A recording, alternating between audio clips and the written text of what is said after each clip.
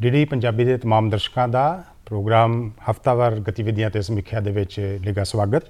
ਦੋਸਤੋ, ਜਿਵੇਂ ਤੁਸੀਂ ਜਾਣਦੇ ਹੋ ਕਿ ਇਸ ਪ੍ਰੋਗਰਾਮ ਦੇ ਰਾਹੀਂ ਅਸੀਂ ਉਹਨਾਂ तमाम ਗਤੀਵਿਧੀਆਂ, ਉਹਨਾਂ तमाम ਖਬਰਾਂ ਤੇ ਗੱਲਬਾਤ ਕਰਦੇ हैं ਜਿਹੜੇ कि पिछले हफ्ते अंतरराष्ट्रीय राष्ट्रीय पद्धर ते सूबे ते पद्धर ते सुर्खियां बनदियां ने और ना केवल उहदे अस जिक्र करते हैं, चर्चा करते हैं, बल्कि उन्होंने डूकाई च जाके उहदे उपर व्याख्या करते हैं, समीख्या करते हैं। और इसे लड़ी नूं तोड़ते हुए इस प्रोग्राम दे विच एक बारी फिर हाजिर हाँ और इन्हां तमाम गतिविधियां ते समीख्या करन वास्ते साडे नाल उचेचे तौर पर हाजिर ने साडे हरमन दिल अजीज़, बहुत ही जाने माने और पतवंते जिहड़े बहुत ही सुप्रसिद्ध पत्रकार हो गए जिहड़े समीक्षक श्री जतिंदर पन्नू जी तुहाडा साडे दूरदर्शन के वेले च हार्दिक स्वागत।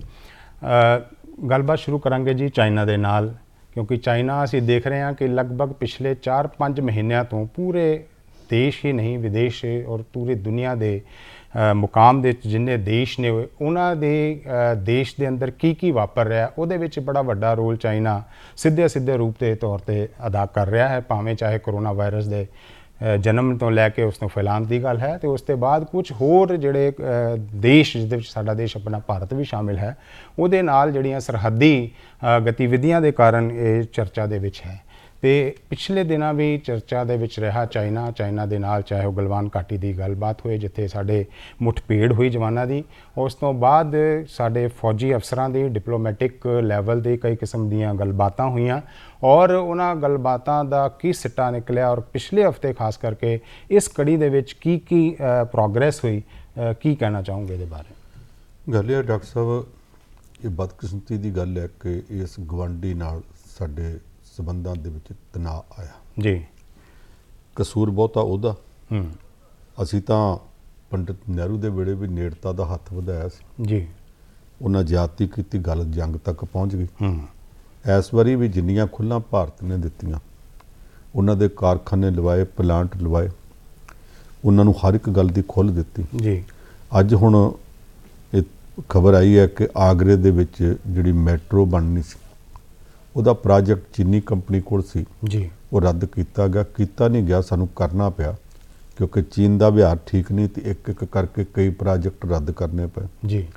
साडियां साइकिल फैक्ट्रियां च असीं उन्हां नूं मौका दिता, साडे बहुत सारे कामां च मौका दिता जी, पर जे वो इन्ना कुछ करन तो बाद भी कंट्रोल रेखा जिहड़ी असल च कंट्रोल रेखा भी नहीं, असल कंट्रोल रेखा जी, क्योंकि बकायदा कंट्रोल रेखा तय नहीं सी कीती गई जी। 1962 की जंग तो बाद फैसला आया सी कि जिथे जिथे फौजां खड़ियां तुसीं अपणियां खड़ियां रखो तो असीं अपणियां रखदे हां जी।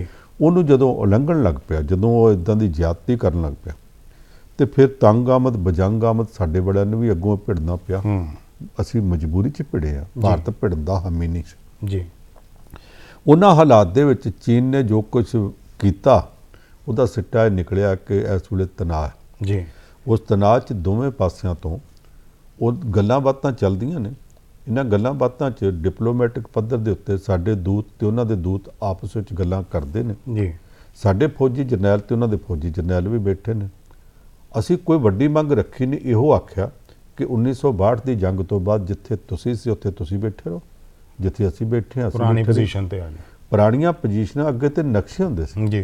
हुण तां उत्ते जिहड़े घुंमदे पए सैटेलाइट वो दस दिंदे आ कि तुहाडी फौज कल कित्थे सी, परसों कित्थे सी ते अज कित्थे हो जी। ते सानूं भी दसदे आ, सैटेलाइट तुहाडे भी आ साडे भी आ, जाओ फोटो बटा जी। लईए, लग जाओ पता।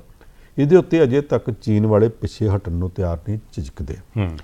इन्हां हालात दे विच भारत ने जी राफेल जहाज जिहड़ी सप्लाई लैनी सी वो भी आख्या सानूं छेती चाहीदी है, की पता कदों लोड़ पै सकदी जी। और रूस वालिਆਂ नाल भी एक सौदा जिहड़ा क्लीयर कर दिता कि असीं उत्थों भी लवांगे। जदों तनाव दा माहौल होवे ते अपने घर दे विच डांगां बरछे सब कुछ रखीदा रखना पैंदा। जे भारत सरकार खरीददी है औखे हो के जदों इस वेले करोना वायरस के संकट दा करके घरीं बैठे लोकां नूं अनाज भी देना पै रिहा होवे, तनखाहां भी देणीਆਂ पै रहीਆਂ होण, खर्चे पहिलां ही बहुत होण जी, उदों भी अपना पेट कट के जे समान लेना पै रिहा तो असीं कोई सौखे तां नहीं जी, पर मजबूरी और मजबूरी राह नहीं कर रहे हैं। इहो जे हालात च साडे प्रधानमंत्री साहब कल उत्थे कंट्रोल रेखा दे नेड़े लेह विच गए ने, उत्थे उन्होंने फौजी जवानों नूं श्रद्धांजलि भी भेंट की, जख्मियों नूं जाके हस्पताल च मिले भी ने। साडे देश च बहुत सारे लोग है जिहड़े कहंदे जंग नहीं चाहिदी, साडे देश च बहुत सारे लोग, आखिरकार साडी डेमोक्रेसी है, जी, ਇਸ ਡੈਮੋਕ੍ਰੇਸੀ 'ਚ ਬੜੇ ਲੋਕ ਹੈ ਜਿਹੜੇ ਸਰਕਾਰ ਦੀਆਂ ਨੀਤੀਆਂ ਨਾਲ ਸਹਿਮਤ ਨਹੀਂ ਵੀ ਹੋਣਗੇ। ਮੇਰੇ ਨਾਲੋਂ ਵੱਧ ਕੌਣ ਹੈ ਜਿਹੜਾ ਸਰਕਾਰ ਦੇ ਖਿਲਾਫ ਬੋਲਦਾ, ਪਰ ਮੈਂ ਇਹਦੇ ਬਾਵਜੂਦ ਮੈਂ ਸਰਕਾਰ ਦੇ ਟੀਵੀ ਚੈਨਲ ਦੇ ਉੱਤੇ ਵੀ ਜੇ ਬੋਲ ਰਿਹਾ ਤੇ ਡੈਮੋਕ੍ਰੇਸੀ ਹੈ, ਸਾਡੇ ਦੇਸ਼ ਦੀ ਡੈਮੋਕ੍ਰੇਸੀ ਹੈ। ਪਰ ਉਹਦੇ ਬਾਵਜੂਦ ਸਾਡੇ ਦੇਸ਼ ਦੀ ਖੂਬਸੂਰਤੀ 'ਚ ਇਹ ਵੀ ਹੈ ਕਿ ਮਤਭੇਦਾਂ ਦੇ ਬਾਵਜੂਦ ਜਦੋਂ ਸਿਰ ਆ ਪੈਂਦੀ ਹੈ ਤੇ ਫਿਰ ਭਾਰਤ ਦੇ ਸਮੁੱਚੇ ਲੋਕ ਭਾਰਤ ਦੀ ਸਰਕਾਰ ਨਾਲ ਖੜੇ ਹੁੰਦੇ ਆ। ਇਹ ਲੋਕ ਪੰਡਿਤ ਜਵਾਹਰ ਲਾਲ ਨਹਿਰੂ ਦੇ ਵੇਲੇ 1947-48 ਦੇ ਵਿੱਚ ਜੰਮੂ ਕਸ਼ਮੀਰ 'ਚ, 1962 'ਚ ਚੀਨ ਨਾਲ ਜੰਗ 'ਚ, ਲਾਲ ਬਹਾਦਰ ਸ਼ਾਸਤਰੀ ਦੇ ਵੇਲੇ 1965 ਦੀ ਜੰਗ 'ਚ, 1971 ਦੀ ਜੰਗ ਬੰਗਲਾਦੇਸ਼ ਵੇਲੇ ਇੰਦਰਾ ਗਾਂਧੀ ਦੇ ਨਾਲ ਤੇ ਕਾਰਗਿਲ ਦੀ ਜੰਗ ਵੇਲੇ ਵਾਜਪਾਈ ਦੇ ਨਾਲ ਖੜੇ ਸੀ। ਵਾਜਪਾਈ ਜੀ ਤੋਂ ਬਾਅਦ ਅੱਜ ਫਿਰ ਉਹੋ ਜਿਹੇ ਹਾਲਾਤ ਬਣਦੇ ਨੇ। ਆਪਣੇ ਹਜ਼ਾਰ ਮਤਭੇਦਾਂ ਦੇ ਬਾਵਜੂਦ ਸਮੁੱਚਾ ਦੇਸ਼ ਇਸ ਗੱਲ ਤੇ ਹੈ ਕਿ ਲੜਾਈ ਅਸੀਂ ਲਾ ਨਹੀਂ ਰਹੇ, ਪਰ ਜੇ ਚਾਰੇ ਬੰਨੇ ਉਹੋ ਜਿਹੇ ਹਾਲਾਤ ਬਣਦੇ ਆ, ਦੇਸ਼ ਆਪਣੇ ਸਮੁੱਚੇ ਜਿਹੜਾ ਪੁਰਾਣੀ ਰਵਾਇਤ ਆ, ਪੁਰਾਣਾ ਤਜਰਬਾ, ਪੁਰਾਣਾ ਇਤਿਹਾਸ ਆ, ਉਹਨਾਂ ਰਵਾਇਤਾਂ ਨੂੰ ਕਾਇਮ ਰੱਖਦਿਆਂ ਉਹਦੇ ਉੱਤੇ ਟਿਕਿਆ ਰਹੇਗਾ। ਪ੍ਰਧਾਨ ਮੰਤਰੀ ਨੇ ਕੱਲ੍ਹ ਉੱਥੇ ਜਾ ਕੇ ਠੀਕ ਕੀਤਾ। ਮੋਰਚਾ ਤੇ ਲਾਲ ਬਹਾਦਰ ਸ਼ਾਸਤਰੀ ਜੀ ਵੀ ਗਏ ਸੀ, ਵਾਜਪਾਈ ਜੀ ਵੀ ਗੇੜਾ ਮਾਰਨ ਗਏ ਸੀ, ਇੰਦਰਾ ਗਾਂਧੀ ਵੀ ਗਈ ਸੀ, ਔਰ ਇਹ ਵੀ ਗਏ ਆ। ਤੇ ਇਹ ਬੜਾ ਜ਼ਰੂਰੀ ਹੈ ਕਿ ਇਹੋ ਜਿਹੇ ਮੌਕੇ ਦੇ ਉੱਤੇ ਜੇ ਜਾਰਜ ਬੁਸ਼ ਤੇ ਡੋਨਲਡ ਟਰੰਪ ਅਫਗਾਨਿਸਤਾਨ 'ਚ ਗੇੜਾ ਮਾਰ ਸਕਦੇ ਆ, ਕਦ ਲਈ ਮਾਰਿਆ ਸੀ? ਉਹ ਵਿਜ਼ਿਟ ਕਰਨ, ਪਿਕਨਿਕ ਮਨਾਉਣ ਨਹੀਂ ਸੀ ਆਏ, ਆਪਣੀਆਂ ਫੌਜਾਂ ਨੂੰ ਕਹਿਣ ਵਾਸਤੇ ਆਏ ਸੀ ਮਨੋਬਲ ਉੱਚਾ ਕਰਨ ਵਾਸਤੇ ਤੁਸੀਂ ਇਕੱਲੇ ਨਹੀਂ, ਦੇਸ਼ ਦੀ ਸਰਕਾਰ ਸਮੁੱਚਾ ਦੇਸ਼ ਤੁਹਾਡੀ ਪਿੱਠ ਤੇ ਆ। ਇਸ ਕਰਕੇ ਪ੍ਰਧਾਨ ਮੰਤਰੀ ਸਾਹਿਬ ਉੱਥੇ ਗਏ ਤੇ ਠੀਕ ਕੀਤਾ, ਬਹੁਤ ਅੱਛਾ ਕੀਤਾ। ਔਰ ਜਿਹੜਾ ਜਾ ਕੇ ਉਸ ਜਿਹੜੀ ਪਹਿਲਾਂ ਮੁੱਠਭੇੜ ਹੋਈ ਉਹਦੇ ਸ਼ਹੀਦ ਜਿਹੜੇ ਹੋਏ ਆ ਉਹਨਾਂ ਤੋਂ ਸ਼ਰਧਾਂਜਲੀ ਤਾਂ ਦਿੱਤੀ, ਨਾਲ ਨਾਲ ਜਿਹੜੇ ਘਾਇਲ ਹੋਏ ਉਹਦੇ 'ਚ ਫੱਟੜ ਹੋਏ, ਜ਼ਖਮੀ ਹੋਏ, ਉਹਨਾਂ ਨਾਲ ਮਿਲ ਕੇ ਹਸਪਤਾਲ ਮਿਲ ਕੇ ਹੌਸਲਾ ਵਧਾਇਆ। ਨਾਲ ਹੀ ਜਿਹੜੀ ਗੱਲ ਇਹਦੇ ਨਾਲ ਹੀ ਜੁੜਦੀ ਹੈ ਜੀ ਚਾਈਨਾ ਦੇ ਨਾਲ, ਕਿ ਅਸੀਂ ਇੱਕ ਇਹ ਪਲਾਨ ਕੀਤਾ ਸਮੁੱਚੇ ਦੇਸ਼ ਵਾਸੀਆਂ ਨੇ ਆਪਣੇ ਤੌਰ ਤੇ ਵੀ, ਸਰਕਾਰ ਨੇ ਵੀ, ਕਿ ਚਾਈਨਾ ਦੀ ਜੇ ਕਮਰ ਤੋੜਨੀ ਹੈ ਤੇ ਉਹਦੇ ਜਿਹੜੀਆਂ ਚਾਈਨਾ ਦੇ ਨਾਲ ਜਿਹੜੀ ਸਾਡੀ ਇਕੋਨੋਮੀ ਦੇ ਜਿੱਥੇ ਜਿੱਥੇ ਰਿਲੇਸ਼ਨਸ ਹੈਗੇ ਆ ਉਹਨੂੰ ਥੋੜ੍ਹਾ ਜਿਹਾ ਲਿੱਸੇ ਕਰਨਾ, ਢਿੱਲੇ ਪਾਉਣਾ ਹੈ। ਉਹਦੇ ਵਿੱਚ ਇੱਕ ਬੜਾ ਵੱਡਾ ਸਰਕਾਰ ਨੇ ਫੈਸਲਾ ਲਿਆ ਕਿ ਜਿਹੜੀਆਂ ਚਾਈਨੀਜ਼ ਐਪਸ ਜਿਹੜੀਆਂ ਬਹੁਤ ਜ਼ਿਆਦਾ ਪਪੂਲਰ ਸੀਗੀਆਂ, ਪ੍ਰਸਿੱਧ ਸੀਗੀਆਂ, ਉਹਨਾਂ ਨੂੰ ਇੱਕ ਡਿਸੀਜਨ ਲੈ ਕੇ 59 ਘੱਟੋ ਘੱਟ ਅਜਿਹੀ ਚਾਈਨੀਜ਼ ਐਪਸ ਜਿਨ੍ਹਾਂ ਦਾ ਕਿ ਕਰੋੜਾਂ ਰੁਪਏ ਦਾ ਜਿਹੜਾ ਹੈਗਾ ਫਾਇਦਾ ਚਾਈਨਾ ਨੂੰ ਪਹੁੰਚ ਰਿਹਾ ਸੀ, ਉਹਨੂੰ ਬੰਦ ਕੀਤਾ। ਇਹਦੇ ਬਾਰੇ ਤੁਸੀਂ ਕੀ ਕਹਿਣਾ ਚਾਹੋਗੇ?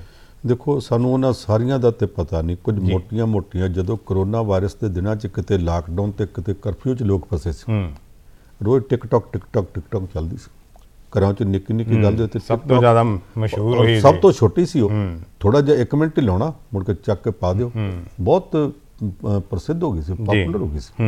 ਉਹ ਵੀ ਬੰਦ ਕਰਨੀ ਪਈ, ਸ਼ੇਅਰ ਇਟ ਬੰਦ ਕਰਨੀ ਪਈ, ਕਈ ਉਹਨਾਂ ਦੀਆਂ ਐਪਸ ਬੰਦ ਕਰਨੀਆਂ ਪਈਆਂ, ਕੀਤੀਆਂ ਨਹੀਂ, ਕਰਨੀਆਂ ਪਈਆਂ ਨੇ ਇਹਨਾਂ ਹਾਲਾਤ ਦੇ ਵਿੱਚ। ਪਰ ਉਹ ਐਪਸ ਬੰਦ ਹੋਣ ਤੋਂ ਬਾਅਦ ਕਈ ਹੋਰ ਮਾਮਲਿਆਂ 'ਚ ਸਾਡੇ ਕੰਟਰੈਕਟ ਸਨ, ਰੇਲਵੇ ਦੇ ਵੀ ਸਨ, ਇਹ ਸਾਰੇ ਜਿਹੜੇ ਆ ਕੁਝ ਕੰਪਨੀਆਂ ਸਨ ਵੱਡੀਆਂ ਜਿਨ੍ਹਾਂ 'ਚ ਉਹਨਾਂ ਦੇ ਸ਼ੇਅਰ ਸਨ, ਏਅਰਪੋਰਟ ਬਣਾਉਣ ਵਾਲੀਆਂ ਕੰਪਨੀਆਂ ਵਿੱਚ ਵੀ ਸਨ। ਉਹ ਸਾਰੇ ਜਿਹੜੇ ਕੰਟਰੈਕਟ ਨੇ ਇੱਕ ਕਰਕੇ ਉਹ ਠੇਕੇ ਰੱਦ ਕਰਨੇ ਪਏ, ਨਵੇਂ ਟੈਂਡਰ ਕੱਢੇ ਜਾ ਰਹੇ। ਪਹਿਲਾਂ ਉਸ ਵਕਤ ਥੋੜੀ ਜਿਹੀ ਖੁੱਲ੍ਹ ਇੰਨੀ ਨਾ ਦਿੱਤੀ ਜਾਂਦੀ ਚੰਗਾ ਸੀ। ਇਹ ਗੱਲ ਸਾਰੀ ਦੁਨੀਆ 'ਚ ਪ੍ਰਸਿੱਧ ਹੈ ਕਿ ਚੀਨ ਵਾਲੇ ਸਾਈਬਰ ਕ੍ਰਾਈਮ ਜੇ ਕਰਨਾ ਹੋਵੇ ਤੇ ਉਹਦੇ ਵਾਸਤੇ ਉਹਨਾਂ ਕੋਲ ਮੁਹਾਰਤ ਦੂਜਿਆਂ ਤੋਂ ਵੱਧ ਹੈ। ਅਸੀਂ ਆਹ 2-3 ਜਿਹੜੀਆਂ ਸੋਸ਼ਲ ਸਾਈਟਸ ਨੇ ਉਹਨਾਂ ਤੇ ਦੋਸ਼ ਲੱਗਦੇ ਸੁਣੇ। ਕੈਂਬਰਿਜ ਐਨਾਲਿਟਿਕਾ ਨੂੰ ਇੱਕ ਵੱਡੀ ਸੋਸ਼ਲ ਸਾਈਟ ਨੇ ਸਾਰੇ ਦੇਸ਼ਾਂ ਦਾ ਹੀ ਡਾਟਾ ਵੇਚ ਦਿੱਤਾ ਸੀ, ਔਰ ਉਹ ਦੋਸ਼ ਲੱਗਦਾ ਰਿਹਾ ਸੀ ਕਈਆਂ ਦੇਸ਼ਾਂ ਦੀਆਂ ਚੋਣਾਂ ਦੇ ਵਿੱਚ ਵੀ ਉਹ ਦਖਲ ਦਿੰਦੀ ਹੈ। ਪਰ ਜੇ ਚੀਨ ਵਾਲੇ ਇਸ ਪਾਸੇ ਤੁਰ ਪੈਣ ਤੇ ਚੀਨ ਕੋਲ ਇਹਦੇ ਨਾਲੋਂ ਜ਼ਿਆਦਾ ਸਮਰੱਥਾ, ਉਹਨਾਂ ਦੀ ਕੈਪੈਸਿਟੀ ਵੱਧ ਹੈ। ਉਹਨਾਂ ਨੂੰ ਛੋਟਾਂ ਪਹਿਲਾਂ ਹੀ ਘੱਟ ਦੇਣੀਆਂ ਚਾਹੀਦੀਆਂ ਸੀ, ਇੰਨੀਆਂ ਨਾ ਦਿੰਦੇ।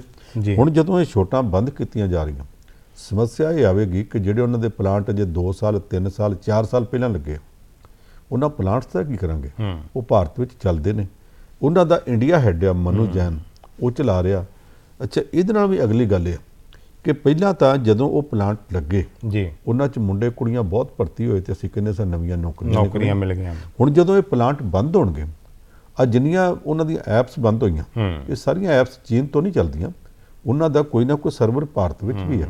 ਜਿਹੜਾ ਸਰਵਰ ਭਾਰਤ ਵਿੱਚ ਆ ਉਹਦੇ ਨਾਲ ਹਜ਼ਾਰਾਂ ਦੀ ਗਿਣਤੀ 'ਚ ਨੌਜਵਾਨ ਮੁੰਡੇ ਕੁੜੀਆਂ ਜਿਹੜੇ ਜੁੜੇ ਸਨ, ਉਹ ਸਾਰੇ ਜਦੋਂ ਹੁਣ ਉਹ ਐਪਸ ਬੰਦ ਹੋਣਗੀਆਂ, ਸਰਵਰ ਬੰਦ ਹੋਣਗੇ, ਉਹ ਦਫ਼ਤਰ ਬੰਦ ਹੋਣਗੇ, ਉਹਨਾਂ ਦੇ ਵਾਸਤੇ ਰੁਜ਼ਗਾਰ ਦੀ ਸਮੱਸਿਆ ਵੀ ਆਉਣੀ ਹੈ।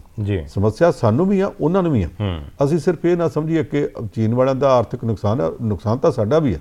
ਲੜਾਈ ਜਦੋਂ ਚੱਲ ਪੈਂਦੀ ਹੈ ਤੇ ਭਾਈਦਿਆਂ ਨੂੰ ਵਾਣ ਇੱਕੋ ਜਿਹਾ ਹੁੰਦਾ, ਪਰ ਜਿਹੜੇ ਹਾਲਾਤ ਨੇ ਉਹਨਾਂ 'ਚ ਜੇ ਇਸ ਤਰ੍ਹਾਂ ਦਾ ਨੁਕਸਾਨ ਭੁਗਤਣਾ ਵੀ ਪਵੇ, ਦੇਸ਼ ਦੀ ਸਰਕਾਰ ਫੈਸਲਾ ਕਰਦੀ ਆ, ਸਾਰਾ ਦੇਸ਼ ਉਹਦੇ ਨਾਲ।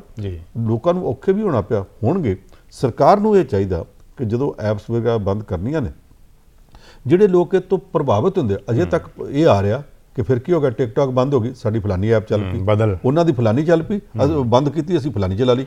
ਉਹ ਅਜੇ ਅਸੀਂ ਆਲਟਰਨੇਟਿਵ ਉਹਦਾ ਪੇਸ਼ ਕਰ ਰਹੇ ਹਾਂ, ਪਰ ਇਹ ਗੱਲ ਅਜੇ ਤੱਕ ਨਹੀਂ ਆਈ। ਉਹ ਆਉਣੀ ਚਾਹੀਦੀ ਹੈ ਕਿ ਜਿਹੜੇ ਮੁੰਡੇ ਕੁੜੀਆਂ ਉਹਨਾਂ ਦਫ਼ਤਰਾਂ 'ਚੋਂ, ਉਹਨਾਂ ਦੇ ਪਲਾਂਟਸ ਵਿੱਚੋਂ, ਉਹਨਾਂ ਦੇ ਅਦਾਰਿਆਂ 'ਚ ਵਿਹਲੇ ਹੋਏ, ਉਹਨਾਂ ਦਾ ਚੁੱਲ੍ਹਾ ਬਲਦਾ ਰੱਖਣ ਵਾਸਤੇ ਕੀ ਕਰਨਾ, ਇਹਦੇ ਬਾਰੇ ਵੀ ਧਿਆਨ ਦੇਣਾ ਚਾਹੀਦਾ। ਕੋਈ ਉਚੇਚੇ ਪ੍ਰਬੰਧ ਹੋਣੇ ਚਾਹੀਦੇ ਆ। ਚੀਨ ਨੂੰ ਆਰਥਿਕ ਝਟਕਾ ਦਿੰਦਿਆਂ ਕਿਤੇ ਇਹ ਨਾ ਹੋਵੇ ਕਿ ਸਾਡੇ ਇੱਧਰ ਦੇ ਜਿਹੜੇ ਨੌਜਵਾਨ ਨੇ ਉਹਨਾਂ ਦੇ ਵਿੱਚ ਥੋੜ੍ਹੀ ਜਿਹੀ ਨਿਰਾਸ਼ਾ ਫੈਲ ਜੇ। ਅੱਜ ਕੱਲ੍ਹ ਨਿਰਾਸ਼ਾ ਬਹੁਤ ਫੈਲ ਰਹੀ ਆ। ਆ ਪਿਛਲੇ 3.5 ਮਹੀਨਿਆਂ ਦੀਆਂ ਤੁਸੀਂ ਅਖਬਾਰਾਂ ਸਾਰੀਆਂ ਪੜ੍ਹ ਕੇ ਵੇਖੋ, ਅੱਗੇ ਨਾਲੋਂ ਖੁਦਕਸ਼ੀਆਂ ਦੂਸਰੀਆਂ ਤੀਸਰੀਆਂ ਦੀ ਗਿਣਤੀ ਬਹੁਤ ਵੱਧ ਰਹੀ ਆ। ਉਸ ਪਾਸੇ ਤੋਂ ਬਚਾਉਣ ਵਾਸਤੇ ਸਰਕਾਰ ਨੂੰ ਉਚੇਚੇ ਯਤਨ ਅਗੇਤੇ ਕਰਨੇ ਪੈਣਗੇ, ਲੇਟ ਨਹੀਂ ਕੀਤੇ ਜਾ ਸਕਦੇ। ਇਸੇ ਕਸ਼ਮਕਸ਼ ਦੇ ਵਿੱਚ ਜਿਹੜਾ ਰਸ਼ੀਆ, ਜਿਹੜਾ ਕਿ ਸਾਡਾ ਸ਼ੁਰੂ ਤੋਂ ਹੀ ਬਹੁਤ ਮਿੱਤਰ ਦੇਸ਼ ਰਿਹਾ ਹੈਗਾ, ਉਹ ਚਾਈਨਾ ਨੂੰ ਸੱਟ ਦੇਣ ਵਾਸਤੇ ਜਾਂ ਕਿਸੇ ਡਿਪਲੋਮੈਟਿਕ ਕੰਪਲਸ਼ਨ ਦੇ ਵਾਸਤੇ ਜਾਂ ਡਿਪਲੋਮੈਟਿਕ ਮੂਵ ਦੇ ਤਹਿਤ ਅਸੀਂ ਉਹਦੇ ਵੱਲ ਇੱਕ ਵਾਰੀ ਫੇਰ ਆਪਣੀ ਜਿਹੜੀ ਮਿਲਟਰੀ ਸਮਰੱਥਾ ਉਹਨੂੰ ਵਧਾਉਣ ਵਾਸਤੇ ਇੱਕ ਹੱਥ ਵਧਾਇਆ ਹੈ। ਇਸ ਮੂਵ ਨੂੰ ਤੁਸੀਂ ਕਿਵੇਂ ਦੇਖਦੇ ਹੋ? ਦੇਖੋ, ਇੰਦਰਾ ਗਾਂਧੀ ਦੇ ਵਕਤ ਇੱਕ ਸਮਝੌਤਾ ਹੋਇਆ ਸੀ ਇੱਕ ਦੂਸਰੇ ਦੀ ਮਦਦ ਕਰਨ ਦਾ। ਜੀ। ਉਸ ਸਮਝੌਤੇ ਨੂੰ ਅਜੇ ਤੱਕ ਕਿਸੇ ਨੇ ਤੋੜਿਆ ਤੇ ਹੈ, ਉਹ ਸਮਝੌਤਾ ਵੀ ਕਾਇਮ ਹੈ। ਦੂਜਾ ਇਹ ਕਿ ਚੀਨ ਵਾਲੇ ਇਹੋ ਜਿਹੇ ਮੌਕੇ ਵੀ ਆਪਣੇ ਆ, ਕੁਝ ਆਦਤਾਂ ਤੋਂ ਬਾਜ ਨਹੀਂ ਆ ਰਹੇ। ਪਹਿਲਾਂ ਤਾਂ ਉਹਨਾਂ ਨੇ ਉੱਥੋਂ ਉਹਨਾਂ ਦੇ ਐਟਮਿਕ ਟੈਕਨੋਲੋਜੀ ਜਿਹੜੀ ਆ ਉਹਦੇ ਵਿੱਚ ਜਸੂਸੀ ਕਰਨ ਵਾਸਤੇ ਇੱਕ ਰੂਸੀ ਬੰਦਾ ਰੱਖ ਲਿਆ। ਜਦੋਂ ਰੂਸ ਦੇ ਵਿੱਚ ਬਹੁਤ ਵੱਡੀ ਪਰੇਡ ਹੋਣੀ ਸੀ ਔਰ ਉਸ ਵਿਕਟਰੀ ਡੇ ਪਰੇਡ ਵਾਸਤੇ ਸਾਡੇ ਭਾਰਤ ਦੇ ਰੱਖਿਆ ਮੰਤਰੀ ਰਾਜਨਾਥ ਸਿੰਘ ਵੀ ਉੱਥੇ ਗਏ ਸੀ ਤੇ ਚੀਨ ਦੇ ਰੱਖਿਆ ਮੰਤਰੀ ਸਾਹਿਬ ਵੀ ਉੱਥੇ ਗਏ ਸੀ ਜੀ। ਉਹਦੇ ਤੋਂ 3 ਦਿਨ ਪਹਿਲਾਂ ਉੱਥੇ ਇੱਕ ਬੰਦਾ ਚੀਨ ਵਾਸਤੇ ਜਸੂਸੀ ਕਰਦਾ ਫੜਿਆ ਜਾਵੇ ਔਰ ਬੜੇ ਨਾਜ਼ੁਕ ਪੁਆਇੰਟਸ ਦੀ ਜਸੂਸੀ ਹੁੰਦੀ ਹੋਵੇ, ਤੇ ਰੂਸ ਵਾਲਿਆਂ ਨੂੰ ਇਹ ਗੱਲ ਚੁੱਭਦੀ ਨਹੀਂ ਕਿ ਅਸੀਂ ਤਾਂ ਚੀਨ ਨਾਲ ਮਿੱਤਰਤਾ ਕਰਦੇ ਹਾਂ ਤੇ ਇਹ ਸਾਡੇ ਇੱਥੇ ਅੰਦਰ ਜਸੂਸੀ ਕਰਾ ਰਿਹਾ, ਉਹਦੇ ਨਾਲ ਕੌੜ ਸੀ। ਦੂਜੀ ਗੱਲ ਇਹ ਕਿ ਚੀਨ ਵਿੱਚ ਜਿੰਨੀਆਂ ਅਖਬਾਰਾਂ ਛਪਦੀਆਂ ਨੇ ਜੀ, ਸਰਕਾਰੀ ਸਰਪ੍ਰਸਤੀ ਥੱਲੇ ਛਪਦੀਆਂ ਨੇ, ਉਹਨਾਂ ਦੇ ਇੱਕ ਅਖਬਾਰ ਦੇ ਐਡੀਟਰ ਨੇ ਇਹ ਛਾਪ ਦਿੱਤਾ ਕਿ ਇਦਾਂ ਦੀ ਕਿਹੜੀ ਗੱਲ ਹੈ, ਇਕੱਲੇ ਭਾਰਤ ਨਾਲ ਨਹੀਂ, ਸਾਡੇ ਤੇ ਮਤਭੇਦ ਰੂਸ ਨਾਲ ਵੀ ਆ। ਉਹਨਾਂ ਦਾ ਵਲਾਦੀਵੋਸਤੋਕ ਸ਼ਹਿਰ, ਜਿਹੜਾ ਵਲਾਦੀਵੋਸਤੋਕ ਬੰਦਰਗਾਹ ਹੈ ਬਹੁਤ ਵੱਡੀ, ਉਹ ਅਸਲ ਵਿੱਚ ਸਾਡੀ ਜੀ ਚੀਨ ਦੀ ਅਤੇ ਇਹਦਾ ਪੁਰਾਣਾ ਨਾਂ ਚੀਨੀ ਬੋਲੀ 'ਚ ਆ ਹੁੰਦਾ ਸੀ ਤੇ ਇਹਦੇ ਉੱਤੇ ਅਸੀਂ ਚਾਹੁੰਦੇ ਹਾਂ ਕਿ ਸਾਨੂੰ ਵਾਪਸ ਦਿੱਤਾ ਜਾਵੇ। ਉਹ ਚੀਨ ਦੀ ਹੱਦ ਤੋਂ ਸਮੁੰਦਰ ਦੇ ਵਿੱਚ ਜਾ ਕੇ 150-200 ਕਿਲੋਮੀਟਰ ਦੂਰ ਹੈ। ਜੇ ਐਡੀ ਦੂਰ ਤੱਕ ਦਾ ਸ਼ਹਿਰ ਇਹ ਕਹਿੰਦੇ ਆ ਤੇ ਉਹ ਵੀ ਪਰਲੇ ਪਾਸੇ ਕੁਝ ਫਿਰ ਕਹਿਣਗੇ। ਇਹ ਇਸ ਵੇਲੇ ਚੁਆਤੀ ਛੇੜਨ ਦੀ ਕੀ ਲੋੜ ਸੀ? ਚੀਨ ਵਾਲਾ ਨਹੀਂ ਸੀ ਛੇੜ ਸਕਦੇ। ਪੁੱਛਿਆ ਗਿਆ ਜੀ ਇਹ ਕਦੋਂ? ਕਹਿੰਦੇ 1834 ਦੇ ਵਿੱਚ ਇਹ ਸਾਡੇ ਕੋਲ ਹੁੰਦਾ ਸੀ। ਇਹਦਾ ਮਤਲਬ 186 ਸਾਲ ਪਹਿਲਾਂ 1834 ਉਹ ਆ ਜਦੋਂ ਲਾਹੌਰ ਦੇ ਵਿੱਚ ਮਹਾਰਾਜਾ ਰਣਜੀਤ ਸਿੰਘ ਦਾ ਰਾਜ ਹੁੰਦਾ ਸੀ। ਕੀ ਅਸੀਂ ਅੱਜ ਪਾਕਿਸਤਾਨ ਵਾਲਿਆਂ ਨੂੰ ਕਹਿ ਸਕਦੇ ਹਾਂ ਕਿ ਲਾਹੌਰ 'ਚ ਮਹਾਰਾਜਾ ਰਣਜੀਤ ਸਿੰਘ ਦਾ ਰਾਜ ਸੀ, ਸਾਨੂੰ ਲਾਹੌਰ ਦਿਓ ਵੀ? ਮੰਗ ਸਕਦੇ ਸੀ। ਮਹਾਰਾਜਾ ਰਣਜੀਤ ਸਿੰਘ ਦੇ ਰਾਜ ਵਿੱਚ ਲਦਾਖ ਸਾਡੇ ਕੋਲ ਆਇਆ, ਚਸ਼ੂਲ ਸਾਡੇ ਕੋਲ ਆਇਆ, ਔਰ ਜਿਹੜੇ 2-3 ਇਲਾਕਿਆਂ ਦਾ ਝਗੜਾ ਇਸ ਵੇਲੇ ਨੇਪਾਲ ਨਾਲ ਚੱਲਦਾ ਪਿਆ, ਉਹ ਵੀ ਇਲਾਕੇ ਮਹਾਰਾਜਾ ਰਣਜੀਤ ਸਿੰਘ ਦੇ ਰਾਜ ਵਿੱਚ ਉਦੋਂ ਸਾਡੇ ਜਰਨੈਲ ਜ਼ੋਰਾਵਰ ਸਿੰਘ ਨੇ ਜਿੱਤੇ ਸੀ, ਉਹ ਸਾਡੇ ਕੋਲ ਆਉਂਦੇ ਆਏ। ਜੇ ਹੁਣ 200 200 ਸਾਲ ਦੀਆਂ ਪੁਰਾਣੀਆਂ ਕਹਾਣੀਆਂ ਕੱਢਣ ਤੇ ਉਹ ਤੇ ਵਧੋ ਵਧੀ ਪਾਣੀ 'ਚ ਮਧਾਣੀ ਪਾਉਣ ਵਾਲੀ ਗੱਲ ਆ। ਚੀਨ ਵਾਲਿਆਂ ਉਧਰ ਵੀ ਲਾਤੀ। ਇਹਦੇ ਤੋਂ ਰੂਸ ਵਾਲੇ ਵੀ ਥੋੜੇ ਖਿਜੇ ਆ। ਭਾਰਤ ਨਾਲ ਪੁਰਾਣੇ ਸੰਬੰਧ ਵੀ ਹੈ, ਇਸ ਕਰਕੇ ਉਹ ਸਾਰੇ ਸੰਬੰਧਾਂ 'ਚ ਰੂਸ ਇਸ ਵੇਲੇ ਭਾਰਤ ਦੇ ਜੇ ਨਾਲ ਵੀ ਨਾ ਵੀ ਹੋਊਗਾ ਤੇ ਖਿਲਾਫ ਨਹੀਂ ਜਾਊਗਾ। ਔਰ ਸਭ ਤੋਂ ਵੱਡੀ ਗੱਲ ਇਹ ਆ ਕਿ ਇਹੋ ਜਿਹੇ ਮੌਕੇ ਜਦੋਂ ਚੀਨ ਨਾਲ ਟੈਨਸ਼ਨ ਚੱਲਦੀ ਪਈ ਹੈ, ਇਸ ਤਣਾਅ ਚੱਲਦੇ ਦੌਰਾਨ ਜੇ ਉਹਨੇ ਆਖਿਆ ਸੀ ਅਸੀਂ ਭਾਰਤ ਨੂੰ ਹਵਾਈ ਜਹਾਜ਼ ਦੇਣ ਨੂੰ ਤਿਆਰ ਆ, ਸਵਾਰੀਆਂ ਵਾਲੇ ਨਹੀਂ, ਜੰਗੀ ਜਹਾਜ਼ ਦੇਣ ਨੂੰ ਤਿਆਰ ਆ, ਤੇ ਇਹਦੇ 'ਚੋਂ ਇੱਕ ਸੰਕੇਤ ਮਿਲਦਾ, ਉਹ ਇਸ਼ਾਰੋਂ ਕੋ ਅਗਰ ਸਮਝੋ ਰਾਜ ਕੋ ਰਾਜ ਰਹਿਣ ਦੇ। ਇਹ ਬੜੀ ਵੱਡੀ ਜਿੱਤ ਹੈ, ਮੈਨੂੰ ਲੱਗਦਾ ਹੈਗਾ ਕਿ ਔਰ ਇੱਕ ਬੜਾ ਇੱਕ ਮੀਲ ਪੱਥਰ ਸਾਬਿਤ ਹੋ ਸਕਦਾ ਜਦ ਵੱਡੀ ਤਾਕਤਾਂ ਸਾਡੇ ਨਾਲ ਖੜੇ ਹੋ ਗਈਆਂ ਸਾਰੇ ਕਸ਼ਮ ਦੇ ਵਿੱਚ। ਪੰਨੂ ਸਾਹਿਬ, ਅਗਲੀ ਗੱਲ ਜਿਹੜੀ ਵੱਡੀ ਹੈ ਉਹ ਕਰੋਨਾ ਵਾਇਰਸ ਦੀ ਹੈ, ਕਿਉਂਕਿ ਲਗਭਗ 4 ਮਹੀਨਿਆਂ ਤੋਂ ਕੋਈ ਅਖਬਾਰ ਹੋਵੇ, ਕੋਈ ਸ਼ਹਿਰ ਹੋਵੇ, ਕੋਈ ਦੇਸ਼ ਹੋਵੇ, ਕਰੋਨਾ ਤੋਂ ਜਿਹੜਾ ਹੈ ਉਹ ਅਛੂਤ ਨਹੀਂ ਹੈ। ਔਰ ਪਿਛਲੇ ਹਫਤੇ ਕਰੋਨਾ ਵਾਇਰਸ ਦੀ ਰਾਸ਼ਟਰੀ ਅੰਤਰਰਾਸ਼ਟਰੀ ਪੱਧਰ 'ਤੇ ਕੀ ਪੋਜੀਸ਼ਨ ਰਹੀ? ਆਪਣੇ ਪੰਜਾਬ ਦੀ ਗੱਲ ਕਰਾਂਗੇ ਤੇ ਅਸੀਂ ਸ਼ੁਰੂਆਤੀ ਤੌਰ ਤੇ ਜਾਣਨਾ ਚਾਹਾਂਗੇ ਕਿ ਕਰੋਨਾ ਵਾਇਰਸ ਦਾ ਜਿਹੜਾ ਗ੍ਰਾਫ ਹੈ ਜਾਂ ਕਰੋਨਾ ਮੀਟਰ ਹੈ ਉਹ ਪੂਰੇ ਅੰਤਰਰਾਸ਼ਟਰੀ ਪੱਧਰ ਤੇ ਕਿਵੇਂ ਰਿਹਾ? ਦੇਖੋ, ਇਸ ਵੇਲੇ ਤੱਕ ਦੁਨੀਆ ਭਰ ਦੇ ਵਿੱਚ ਕਰੋਨਾ ਵਾਇਰਸ ਦੇ ਕੇਸਾਂ ਦੀ ਗਿਣਤੀ 1 ਕਰੋੜ 12 ਲੱਖ ਨੂੰ ਟੱਪ ਗਈ ਹੈ ਜੀ, ਤੇ ਮੌਤਾਂ ਦੀ ਗਿਣਤੀ 5,30,000 ਤੋਂ ਮਾਮੂਲੀ ਥੱਲੇ। ਅਮਰੀਕਾ ਇਕੱਲੇ ਦੇ ਵਿੱਚ ਮੌਤਾਂ ਦੀ ਗਿਣਤੀ 1,32,000 ਤੋਂ ਟੱਪ ਗਈ। ਬ੍ਰਾਜ਼ੀਲ ਦੇ ਵਿੱਚ 63,000 ਤੋਂ ਟੱਪ ਗਈ ਹੈ। ਯੂਕੇ ਦੇ ਵਿੱਚ 44,000 ਤੋਂ ਟੱਪ ਗਈ ਹੈ ਜੀ। ਟੱਪਦਿਆਂ ਭਾਰਤ ਇਸ ਵੇਲੇ ਇਹ ਹੈਗਾ 8ਵੀਂ ਥਾਂ ਦੇ ਉੱਤੇ। ਸਾਡੇ ਕੋਲ 18,500 ਤੋਂ ਇਹ ਗਿਣਤੀ ਟੱਪ ਚੁੱਕੀ ਆ ਮੌਤਾਂ ਦੀ ਜੀ। ਅਸੀਂ ਕੇਸਾਂ ਦੇ ਪੱਖੋਂ ਇਸ ਵੇਲੇ ਦੁਨੀਆ 'ਚ ਚੌਥੇ ਥਾਂ ਤੇ ਆ ਜੀ। ਸਾਡੇ ਕੋਲ 6.5 ਲੱਖ ਤੋਂ ਵੱਧ ਕੇਸ ਹੋ ਗਏ ਨੇ। ਇੰਨੇ ਕੇਸ ਹੋਣ ਤੋਂ ਬਾਅਦ ਭਾਰਤ ਨੂੰ ਕੁਝ ਹੋਰ ਆਪਣੇ ਪ੍ਰਬੰਧ ਸਖਤ ਕਰਨੇ ਚਾਹੀਦੇ ਆ। ਇੱਕ ਤਾਂ ਲਗਾਤਾਰ ਜਦੋਂ ਮੌਤਾਂ ਹੁੰਦੀਆਂ ਰਹਿਣ ਜੀ, ਲੋਕਾਂ ਵਿੱਚ ਮੌਤ ਦੀ ਦਹਿਸ਼ਤ ਪਹਿਲਾਂ ਨਾਲੋਂ ਘਟਣ ਲੱਗਦੀ ਆ। ਅੱਛਾ ਫਲਾਣ ਤਾਂ ਇੰਨੀਆਂ ਹੋਈਆਂ, ਉਹ ਡਰ ਖਤਮ ਹੋ ਜਾਂਦਾ। ਲੋਕੀ ਨੇ ਐਵੇਂ ਗਿਣਤੀ ਜੀ ਕਰਦੇ ਆ। ਜਦੋਂ ਪਹਿਲਾਂ ਇੱਕ ਮੌਤ, ਅੱਛਾ ਇੱਕ ਹੋਰ ਹੋ ਗਈ, ਅੱਛਾ 5 ਹੋਰ ਹੋ ਗਈਆਂ, ਉਹ ਮੁੰਬਈ 'ਚ ਕਦੇ 10 ਹੋ ਗਈਆਂ, ਫਲਾਣੇ ਥਾਂ ਤੇ 11 ਹੋ ਗਈਆਂ ਜੀ। ਹੁਣ ਰੋਜ਼ 70 80 100 ਮੌਤਾਂ ਆਮ ਹੀ ਹੋ ਗਈਆਂ, ਕੋਈ ਪਰਵਾਹ ਨਹੀਂ ਕਰ ਰਿਹਾ। ਪੰਜਾਬ ਵਿੱਚ ਪਹਿਲੀ ਮੌਤ ਹੋਈ ਸੀ ਗਿਆਨੀ ਬਲਦੇਵ ਸਿੰਘ ਪਠਲਾਵੇ ਵਾਲੀ। ਜੀ ਜੀ। ਲੋਕਾਂ ਨੂੰ ਪਠਲਾਵਾ ਪਿੰਡ ਹੀ ਮਾੜਾ ਲੱਗਣ ਲੱਗ ਪਿਆ ਸੀ। ਅਸੀਂ ਉਦੋਂ ਵੀ ਆਖਿਆ ਸੀ ਗਿਆਨੀ ਬਲਦੇਵ ਸਿੰਘ ਗਲਤ ਹੋ ਸਕਦਾ, ਉਹਦਾ ਕਸੂਰ ਹੋ ਸਕਦਾ, ਹਾਲਾਂਕਿ ਉਹਦੀ ਵੀ ਤਾਂ ਜਾਨ ਗਈ ਹੈ ਜੀ ਜੀ। ਪਰ ਪਠਲਾਵਾ ਪਿੰਡ ਤਾਂ ਕਲੰਕੀ ਨਹੀਂ, ਉਸ ਪਿੰਡ ਦੇ ਕੋਲ ਜੀ ਜੀ। ਉਸ ਪਿੰਡ ਵਾਲਿਆਂ ਵੀ ਸਾਥ ਦਿੱਤਾ ਤੇ ਐਡਮਿਨਿਸਟ੍ਰੇਸ਼ਨ ਨੇ ਅਸੀਂ ਉਹ ਪਿੰਡ ਬਚਾ ਲਿਆ, ਬਾਕੀ ਪਿੰਡ ਵੀ ਬਚਾ ਲਏ ਹਨ। ਅਸੀਂ ਪੰਜਾਬ ਵਿੱਚ ਸਾਡੀ ਸਰਕਾਰ ਨੇ ਵੀ ਕੁਝ ਨਾ ਕੁਝ ਕੀਤਾ, ਸਖਤੀ ਕੀਤੀ, ਲੋਕਾਂ ਨੂੰ ਭਾਵੇਂ ਅਜੇ ਵੀ ਤਸੱਲੀ ਨਾ ਹੋਵੇ ਅਸੀਂ ਸਮਝਦੇ ਵਾਹਵਾ ਕੀਤੀ, ਭਾਰਤ ਸਰਕਾਰ ਨੇ ਵੀ ਕੀਤੀ। ਅੱਛਾ ਉਹਦੇ 'ਚ ਮਹਾਰਾਸ਼ਟਰ, ਦਿੱਲੀ, ਗੁਜਰਾਤ, ਤਾਮਿਲਨਾਡੂ ਇਹਨਾਂ 'ਚ ਸਮੱਸਿਆ ਜ਼ਿਆਦੀ ਹੈ। ਸਾਡੇ ਪੰਜਾਬ ਵਿੱਚ ਘੱਟ ਆ, ਅਜੇ ਤੱਕ 160 ਦੇ ਕਰੀਬ ਮੌਤਾਂ ਨੇ ਤੇ ਪੰਜਾਬ ਨਾਲੋਂ ਅੱਧੀ ਆਬਾਦੀ ਵਾਲੇ ਦਿੱਲੀ ਦੇ ਵਿੱਚ 2800 ਨੂੰ ਪਹੁੰਚ ਗਈਆਂ। ਇੰਨਾ ਫਰਕ ਤਾਂ ਪੈਂਦਾ, ਉੱਥੇ 2800 ਹੋਣ ਤੇ ਇੱਥੇ ਅਜੇ 150 160 ਹੋਣ। ਅਸੀਂ ਇਸ ਪੱਖੋਂ ਅਜੇ ਬਚੇ ਹੋਏ ਹਾਂ, ਪਰ ਲਾਪਰਵਾਹੀ ਅਜੇ ਬਹੁਤ ਹੈ। ਇਸ ਲਾਪਰਵਾਹੀ ਨੂੰ ਛੱਡਣਾ ਪਊ। ਇਹਦੇ ਨਾਲ ਹੀ ਮੈਂ ਇੱਕ ਗੱਲ ਦੱਸ ਦਿਆਂ ਕਿ ਇਸ ਹਫ਼ਤੇ 'ਚ 2 ਘਟਨਾਵਾਂ ਹੋਈਆਂ ਨੇ ਇਹਦੇ ਇਲਾਜ ਬਾਰੇ। ਇੱਕ ਤਾਂ ਪਹਿਲਾਂ ਬਾਬਾ ਰਾਮਦੇਵ ਨੇ ਕਹਿਤਾ ਕਿ ਮੈਂ ਕਰੋਨਾ ਵਾਇਰਸ ਦੀ ਵੈਕਸੀਨ ਬਣਾ ਲਈ ਹੈ, ਦਵਾਈ ਬਣਾ ਲਈ ਹੈ, ਵੈਕਸੀਨ ਨਹੀਂ ਕਹਿੰਦਾ ਦਵਾਈ ਬਣਾ ਲਈ, ਨਾਮ ਹੀ ਰੱਖਤਾ ਕੋਰੋਨਲ। ਉਹਦੇ 'ਚ ਫਿਰ ਰੌਲਾ ਪੈ ਗਿਆ ਕਿਉਂਕਿ ਉਹਨੇ ਆਖਿਆ ਮੈਂ 100 ਬੰਦਿਆਂ ਦੇ ਟੈਸਟ ਕੀਤਾ national institute of medical sciences ਵਿੱਚ। ਉਸ ਇੰਸਟੀਚਿਊਟ ਵਾਲਿਆਂ ਨੇ ਆਖਿਆ ਜੀ ਇੱਥੇ ਤਾਂ ਕਿਸੇ ਦਾ ਟੈਸਟ ਹੀ ਨਹੀਂ ਹੋਇਆ, ਬਾਬਾ ਆਏ ਨਹੀਂ, ਐਵੇਂ ਬੋਲੀ ਜਾਂਦਾ। ਸਰਕਾਰ ਨੇ ਕਹਿਤਾ ਕਿ ਦਵਾਈ ਬਣਾਉਣ ਵਾਸਤੇ ਵੀ ਲਾਇਸੈਂਸ ਲਈਦਾ, ਦਵਾਈ ਹਿਊਮਨ ਟ੍ਰਾਇਲ ਵਾਸਤੇ, ਮਨੁੱਖੀ ਟੈਸਟ ਵਾਸਤੇ ਵੀ ਲੈਣਾ ਪੈਂਦਾ, ਫਿਰ ਦਵਾਈ ਜਦੋਂ ਬਾਜ਼ਾਰ 'ਚ ਵੇਚਣੀ ਹੈ ਉਹਦਾ ਵੀ ਲਾਇਸੈਂਸ ਲੈਣਾ ਪੈਂਦਾ। ਇਹ ਤਾਂ ਲਿਆ ਹੀ ਨਹੀਂ। ਕਹਿੰਦਾ ਮੈਂ ਆਂਧਰਾ ਉੱਥੋਂ ਦੀ ਉੱਤਰਾਖੰਡ ਦੀ ਸਰਕਾਰ ਤੋਂ ਲਿਆ। ਉੱਤਰਾਖੰਡ ਵਾਲੇ ਕਹਿੰਦੇ ਜੀ ਸਾਡੇ ਤੋਂ ਲਾਇਸੈਂਸ ਲਿਆ ਸੀ ਬੁਖਾਰ ਦਾ ਤੇ ਖੰਘ ਦਾ, ਇਹ ਤਾਂ ਲਿਆ ਹੀ ਨਹੀਂ। ਫਿਰ ਹੁਣ ਬਾਬੇ ਨੂੰ ਇੱਕ ਗੱਲ ਦੀ ਛੋਟ ਮਿਲ ਗਈ ਕਿ ਤੂੰ ਦਵਾਈ ਆਪਣੀ ਵੇਚ ਲਾ, ਪਰ ਇਹਨੂੰ ਕਰੋਨਾ ਵਾਇਰਸ ਦੀ ਨਾ ਕੀ ਤੇ ਨਾ ਤੇ ਉਹਦਾ ਕੋਰੋਨਲ ਰੱਖ ਦਿੱਤਾ। ਇਹਦੇ ਨਾਲ ਭੁਲੇਖਾ ਤੇ ਲੋਕਾਂ ਨੂੰ ਪਏਗਾ, ਉਹ ਰਹਿ ਗਈ ਇੱਕ ਪਾਸੇ। ਕੱਲ ਸਾਡੀ Indian council for medical research ICMR ਨੇ ਬਕਾਇਦਾ ਡਿਕਲੇਅਰ ਕੀਤਾ, ਇੱਕ ਬਿਆਨ ਜਾਰੀ ਕੀਤਾ ਲਿਖਤੀ ਤੌਰ ਤੇ, ਔਰ ਉਹ ਭਾਰਤ ਸਰਕਾਰ ਦਾ ਜ਼ਿੰਮੇਵਾਰ ਅਦਾਰਾ। ਉਹਨਾਂ ਨੇ ਆਖਿਆ ਕਿ ਹੈਦਰਾਬਾਦ ਦੀ ਇੱਕ ਬਾਇਓਟੈਕ ਕੰਪਨੀ ਨੇ ਆ ਦਵਾਈ ਬਣਾ ਲਈ ਹੈ। ਉਸ ਦਵਾਈ ਜਿਹੜੇ ਉਹਦਾ ਜਾਨਵਰਾਂ ਦੇ ਉੱਤੇ ਟ੍ਰਾਇਲ ਕਾਮਯਾਬ ਰਿਹਾ।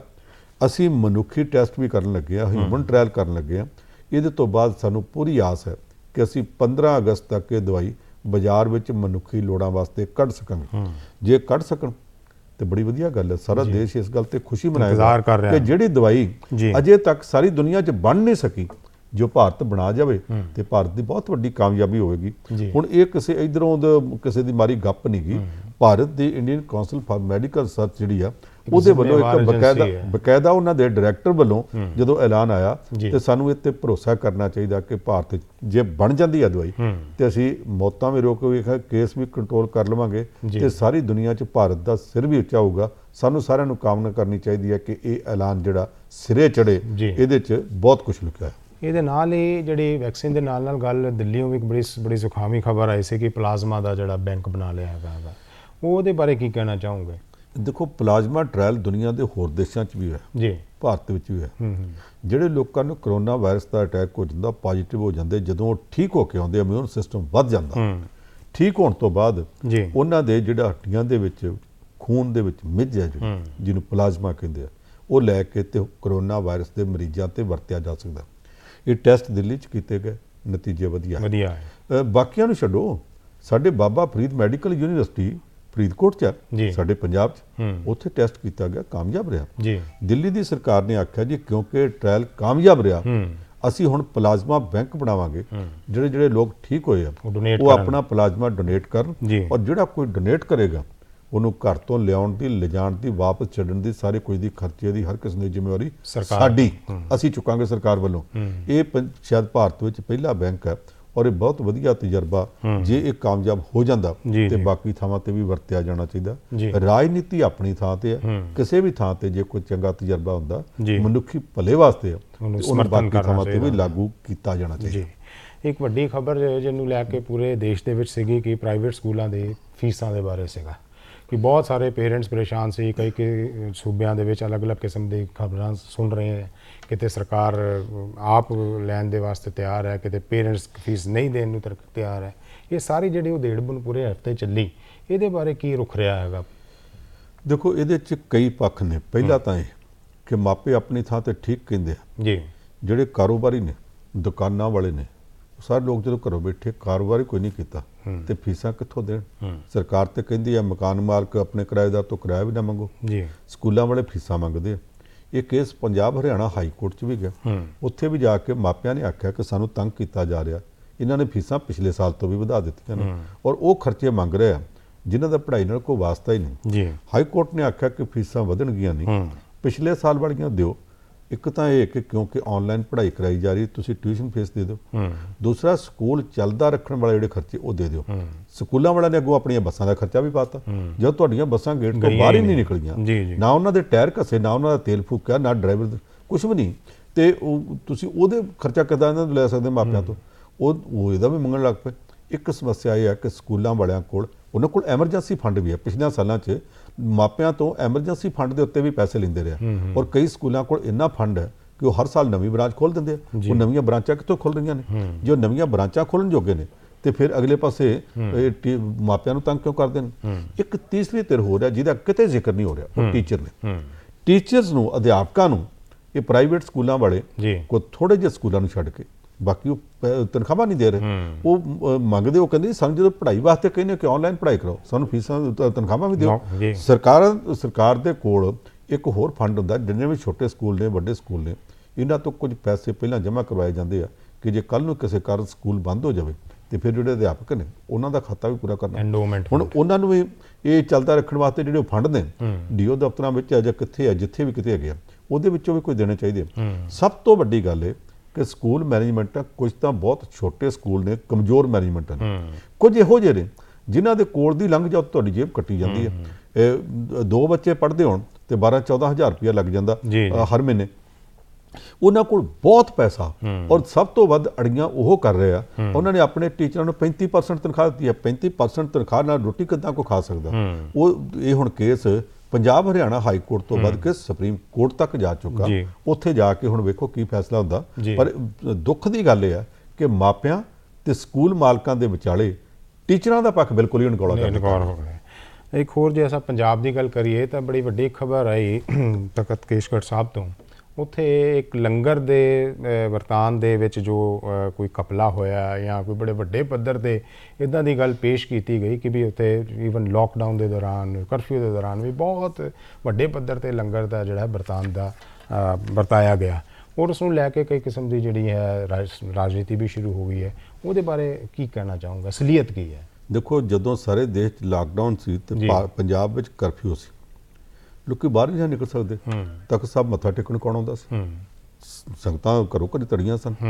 ਉਸ ਦੌਰ ਦੇ ਵਿੱਚ ਵੀ ਜਿਹੜਾ ਖਾਲਸੇ ਦਾ ਜਨਮ ਸਥਾਨ ਹੈ, ਉਸ ਤਖਤ ਕੇਸਗੜ੍ਹ ਸਾਹਿਬ ਦੇ ਵਿੱਚ ਰੋਜ਼ ਲੱਖਾਂ ਰੁਪਏ ਦੀ ਸਬਜ਼ੀ ਆਉਂਦੀ ਰਹੀ। ਰੋਜ਼ ਉੱਥੇ ਕਾਗਜ਼ਾਂ ਵਿੱਚ ਹੀ ਪਕਾਈ ਜਾਂਦੀ ਰਹੀ, ਵਰਤਾਈ ਜਾਂਦੀ ਰਹੀ। ਪਤਾ ਨਹੀਂ ਕਿਹਨੂੰ ਵਰਤਾਉਂਦੇ ਸੀ। ਬਾਅਦ ਵਿੱਚ ਇਹ ਭੇਦ ਖੁੱਲ੍ਹ ਗਿਆ।